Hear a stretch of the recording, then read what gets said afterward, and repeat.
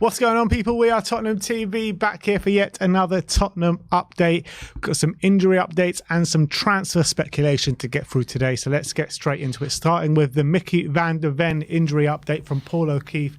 He says current expectation is that Micky van de Ven's absence through injury should not be a lengthy one. The hope is that he'll only miss Tottenham's game against Fulham and be back after the international break. So that international break coming at a good time for Micky.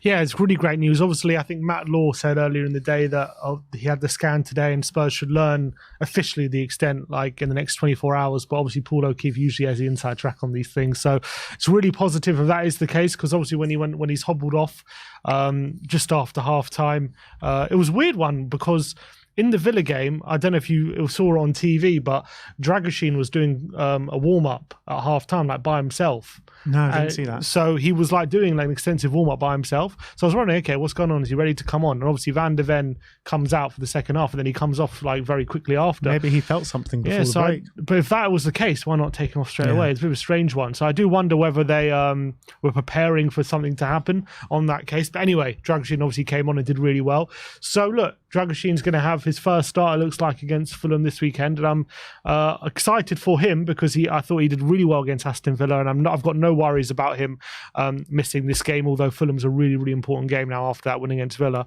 And I'm just happy that Van de Ven isn't going to be out for too long. Let's hope the official news tomorrow confirms it. But it is a slight worry that that's his second hamstring injury potentially. If it is a hamstring, that is, it did look like a hamstring. So that is a slight worry, but if it is only a minor thing, if he is back after international break, then nothing too much to worry about. Look, 100% it's a worry. But isn't it just so nice? Like, if you look back to when Van de Ven got injured in that Chelsea game and we were all just like going absolutely mad, like, who's going to play?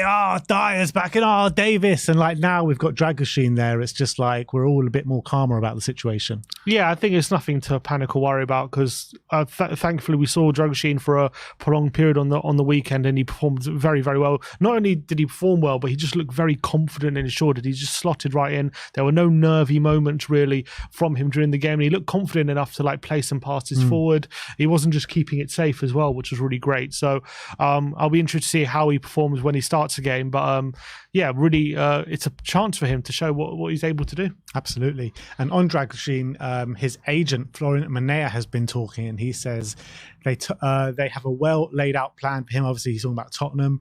He had to wait his turn and help the team. It was natural because the two centre backs play very well together, and it's hard to take them out. From one point of view, it wasn't normal to take them out.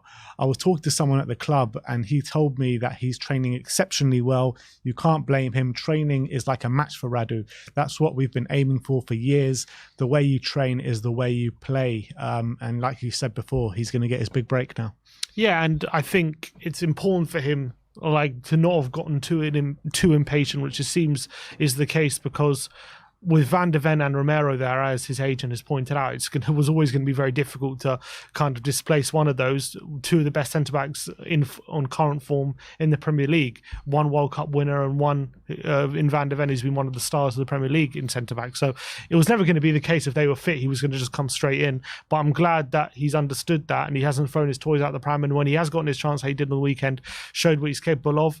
And look, I'm excited about him because clearly this guy has got a lot of potential. I think he's a proper unit, isn't he? Even at 21, you wouldn't want to be facing him if you're an opposition striker. So I'm glad those are the kind of noises coming out from his agent. And what's interesting as well, when you think about it, and when he's maybe looking back at the move in hindsight, you look at Eric Dyer's move to Bayern Munich, and he's had a lot of game time, right? So that would assume that Radu Dragusin would probably have had much more game time at Bayern Munich than he's had at Tottenham at this stage. Yeah, that is.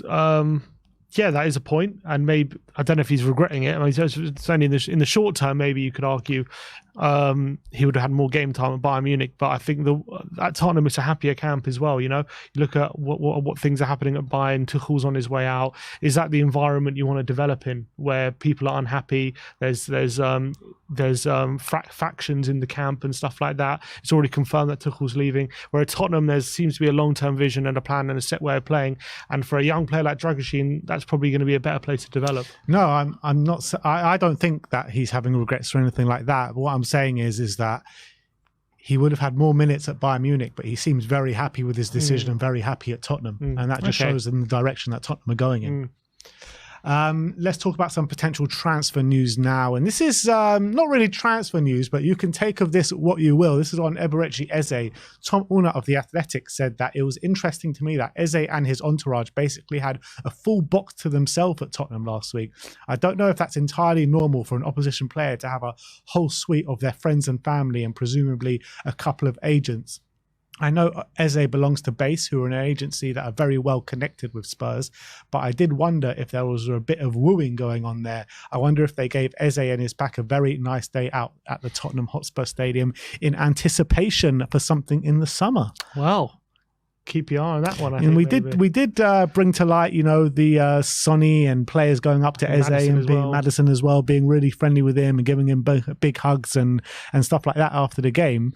Are we just putting 2 and 2 together and making 100, or is there something to this? Maybe. Who knows? I think there's definitely interest.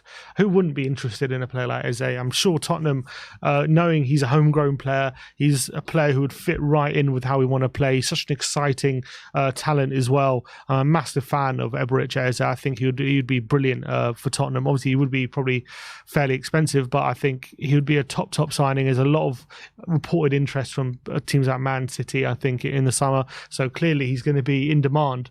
But I wonder if it was Maddison's box they were using for his entourage, and I don't know if it's normal or not for opposition players to have that kind of access in away games, but there definitely did seem something in the air after the game between the players, coming up to Eze and speaking to him and being very chummy with him, and he put in a great performance. Obviously, he scored a brilliant goal on the day as well, and if that was a kind of audition to try and convince Tottenham that he should be a player they're looking at, I think he did extremely well. So I don't think you can read too much into it at this stage, but I think it is something to keep an eye on. I don't think it would have been Maddison's box, because we saw Maddison doing that interview after the game, and I saw other interviews with him saying his box was, he was actually speaking about it, and he said his box was full of his family and friends, and this article says that they had a full box to themselves. So I doubt it was Maddison's box. Well, there you go then. But that is your Tottenham update for today. Let me know in the comment section below your thoughts regarding all the news stories we brought you today. Like, subscribe and comment, and as always, come on you Spurs.